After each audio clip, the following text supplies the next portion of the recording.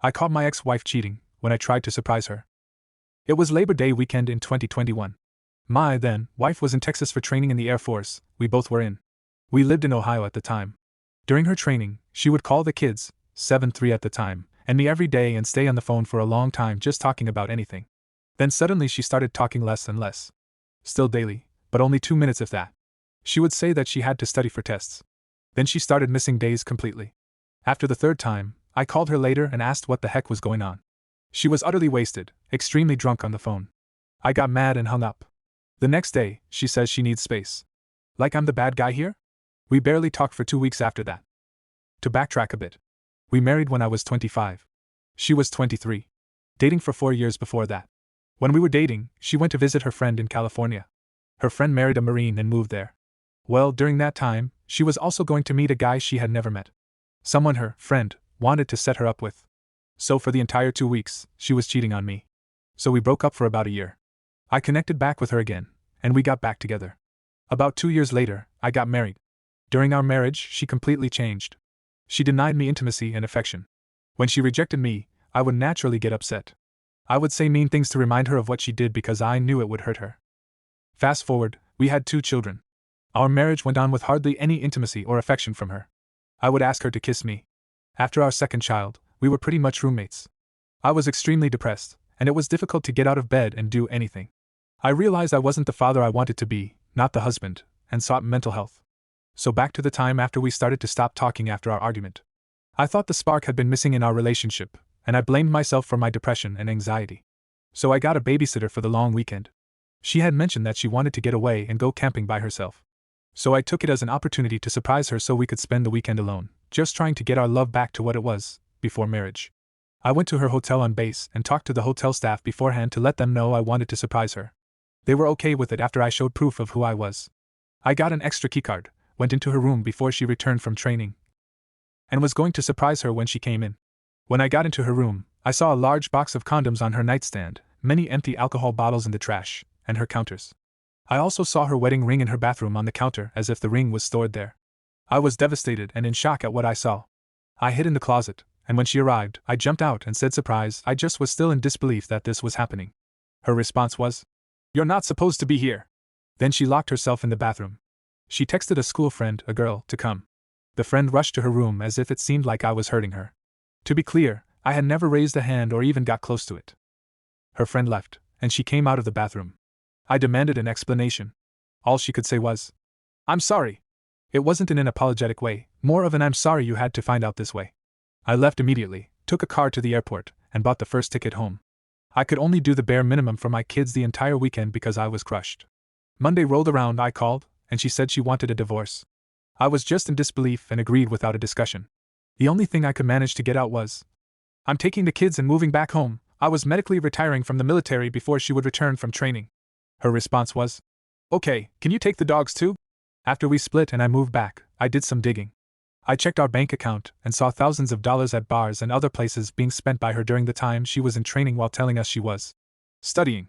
I also checked the phone records. I couldn't see the messages, but I could see one number that kept coming up all day, every day, back and forth. That ended up being the guy she was cheating on me with, no surprise. We finalized our divorce in February of this year without fighting. Since then, she has skipped her time with her kids twice to go on mini vacations with this guy. He lives in Washington, D.C., 7 hours away from her. We live in Missouri, 6 hours from her. In our divorce agreement, she can come to see the kids whenever she wants during the week if she clears it with me first. She just did that for the first time 2 weeks ago. Since February, that is the only time she has done that. When she calls the kids, and they see she is in the car or at a place they don't recognize, they ask her where she is. She admits she is with her new BF. She drives or flies to see him instead of the kids. Last Thursday, she called me and said she messed up, missed the kids and me, and wanted to get back together. I tell her that she has to agree to go through her therapy and marriage counseling. It sounded like things were going to get better. 2 days later, she sent me a message telling me that she wasn't going to do any of that. This guy makes her so happy, and she is now engaged to this guy. My life was crushed again. The entire year I have constantly been crying and lying in bed.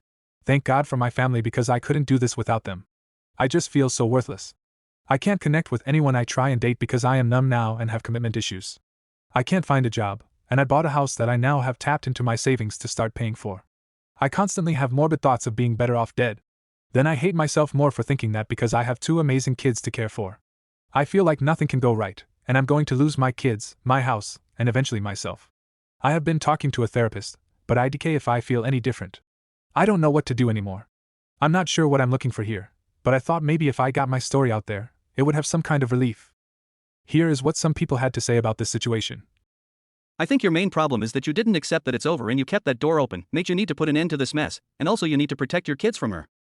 Mate, no mother is better than a mother like that. She abandoned her kids for a guy, and this text about missing you and the kids is just because the other guy did something. Mate, get a lawyer, get complete full custody, and if you can then prevent her from getting in contact with the kids, it's better for your kids than to be the subject of this constant hope then disappointment cycle for years, and get child support to pay for the house. Mate, you need to take control of your life. Go talk to a lawyer, get your house cleaned, take a shower, prepare good healthy meals for you and your kids, go to the gym and try to put some order in your life. This woman is not the person you think she is. Yes, you love her. But she can never be the person you want her to be. She will not become sexual with you and become the mother and wife you want. You cannot change her. You have to change yourself. You have to be a good role model and parent. You have to work on yourself. Start going to the gym. You want to cry, punch a heavy bag. Grab the kids, pack some snack, go on a hike. Throw a tent, go camping. You need to educate yourself. Read No More Mr. Nice Guy by Dr. Robert Glover. This will help have boundaries in all your relationships. Family, co-workers, exes. Read it until you memorize it.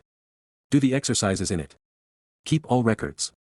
Make sure keep all texts, emails, etc. of missed time. You have to get family therapy without your ex. You have to get your kids to deal with abandonment therapy now. Or else they will have non-healthy relationships in the future. To be blunt, you would be very foolish to have this woman around and especially to take her back. Ignore her crying and detach from her, and be happy. She is not making your divorce more difficult. Now you get that her late night calls are part of her magic thinking. She probably had a fight with that guy and was using you for emotional support and to make him jealous. It's one thing to get your hopes up, but allowing your kids to will only hurt them more. Don't put that past her. She is emotionally dangerous. You are going to heal and recover. You are still a young man. You will eventually date again, and if you are very careful, maybe you can find someone who will be a surrogate mom for your kids.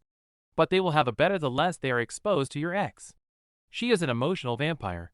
Think of your kids. This is your mission. Use your love for them to motivate you to act as if you have hope. Your heart will follow, trust me. On another subreddit, the original poster made a new post. Ex-wife made a false domestic violence allegation and didn't show up for the court date. Can I counter this? I have primary custody of my kids. My ex, who lives 7 hours away, tried to take custody by making a false domestic violence allegation against me. Just to be clear, I have never threatened any violence, or have been physically violent with her. She is salary, and I am an hourly worker. She knows I would have to take work off to deal with this. I hired a lawyer, my lawyer showed up to court, I was virtual due to living so far away. The ex didn't show up. Then the case was dismissed. This was all in retaliation to my filing a motion to change our agreement for drop-off times because of my work schedule. How is she allowed to pull this crap and get away with it? Can I file anything to recoup those costs? This is it for today's story. See you later.